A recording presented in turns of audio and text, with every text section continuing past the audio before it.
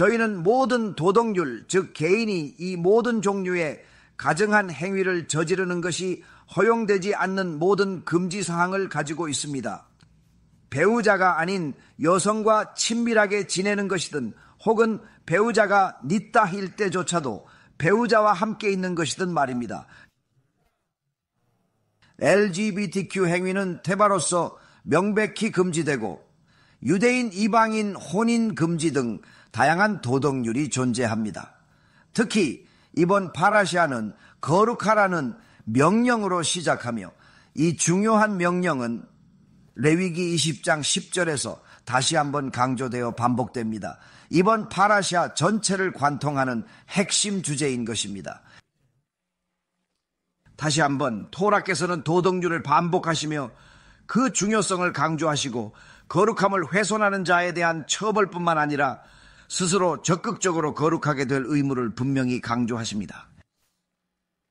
간음, 수간, 부도덕 행위, 근친상간, LGBTQ, 닛다, 근친상간, 이들 모두는 지난주 파랏에서 보았던 동일한 행위들입니다. 분명히 에엠 이스라엘은 토라를 수여받던 당시 에엠 이스라엘이 도달했던 그 어느 때보다도 가장 고귀한 경지에 있었습니다. 그들이 지성과 지식, 하느님에 대한 알매 최고 경지에 있고 모두 예언자인데 왜 같은 내용을 반복할까요? 매년 이 구절을 반드시 읽어야 합니다. 코셔 유대인처럼 슐찬 아루츠를 따라 주간 파라샤흐를 읽는다면 더욱 그렇습니다. 매주 3번씩, 즉 파라샤를 2번 읽고 주석을 1번 읽는다는 의미입니다. 다시 말해 매년 모세 오경 5 books of Moses을 3번씩 끝마치거나 완료하게 됩니다. 10년 후에는 30번을 완료하게 되는 것입니다. 그렇다면 왜 같은 내용을 굳이 반복해서 읽어야 합니까? 더욱이 그 내용들이 매우 가깝게 위치해 있다면요, 만일 도덕법이 5 books of Moses의 처음 부분과 마지막 부분에 각각 명시되었다면 그때는 저도 동의하겠습니다. 양자 사이에는 분명 시간적 간격이 존재하니까요. 특히 과거 세대는 토라를 분할된 방식으로 꼼꼼하게 완독했으니 말입니다. 실상 모서경 5 books of Moses를 매년 완독하는 것이 아니라 3년에 한 번씩 완독한다는 것입니다. 그러므로 그 둘 사이에는 상당한 간격이 존재하며 토라는 매주 반복됩니다. 이는 문자 그대로 페이지 단위의 문제입니다. 본질적으로 같은 말씀을 반복하는 것으로 작년에 언급했던 통찰 중 하나는 만약 누구든지 진정으로 거룩하게 되기를 원한다면 하셴께서 이번 주 파라샤에서 우리에게 분명히 명하시고 명령하시듯이 그분께서 거룩하시기에 거룩하게 되기를 원한다면 무엇보다 먼저 그들은 모든 상황에서 반드시 그래야 한다는 것을 깊이 알아야 합니다. 모든 고난과 역경에도 불구하고 우리에게 지난주에 전해진 그 부도덕하고 혐오스러운 행위들에 대한 하셴의 경고를 정말 죽음만큼이나 진지하게 받아들여야 합니다. 왜냐하면 우리가 진정으로 거룩한 사람이 될 그 숭고한 기회라도 얻고자 한다면 금지된 그 행위들은 그 무엇보다 절대적으로 그리고 엄격하게 반드시 피해야만 합니다. 결코 간과해서는 안 될 문제입니다. 케두샤흐를 생각하기 전에 먼저 유명하고 널리 알려진 모든 가증스러운 것들을 제거하고 여러분의 삶에서 몰아내야 합니다. 그리고 이번 주 파라샤의 마지막에 다시 언급된 이유는 하셴께서 우리에게 말씀하시기 때문입니다. 혐오를 제거해 거룩하려 해도 완성이라 마라. 제거 후에도 인지 멀리 금지를 기억하고 하늘을 경외하며 거룩함 카도시를 유지해야 한다. 일시적 거룩함은 부족하다. 예전엔 거룩했는데 느슨해졌다는 말은 무엇인가? 그 모든 것에서 멀리 떨어져 그것들이 금지된 것임을 분명히 알아야 한다. 늘 의랏 샤마임을 닦아 카도시 곧 거룩함을 유지해야 한다. 인생의 특정 구간 동안만 잠시 거룩해서는 안 된다. 많은 이들이 한때는 거룩했지만 이제는 정진을 늦추었다 라고 말한다.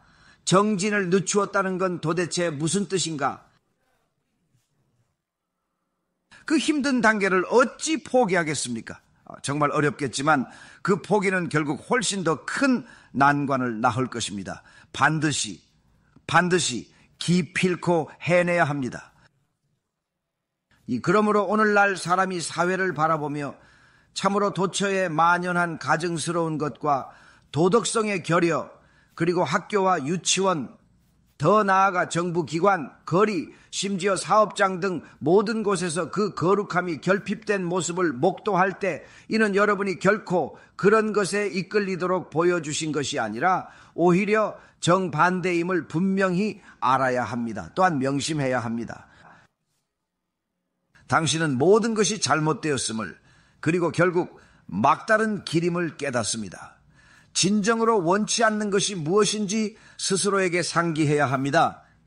품이 없는 여성을 볼 때 단순한 분노보다 훨씬 더 깊은 혐오감을 느껴야 할 지경에 이릅니다.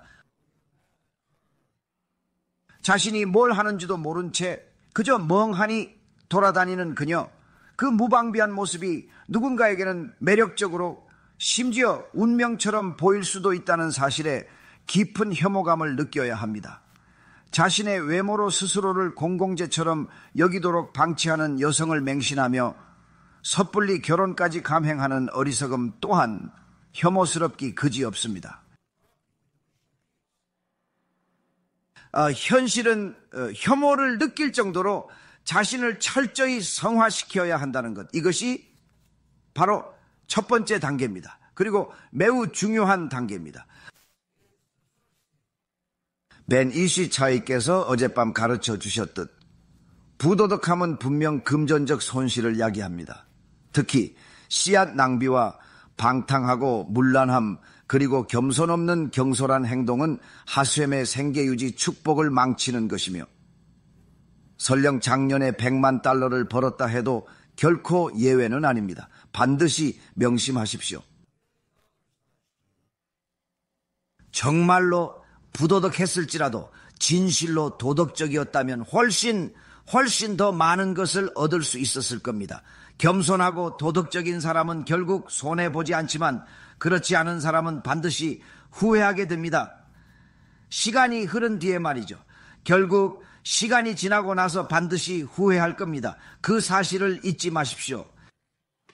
우리는 열방의 빛이 되어야 하며 그들의 잘못된 관습을 따라서는 안 됩니다. 기억하십시오.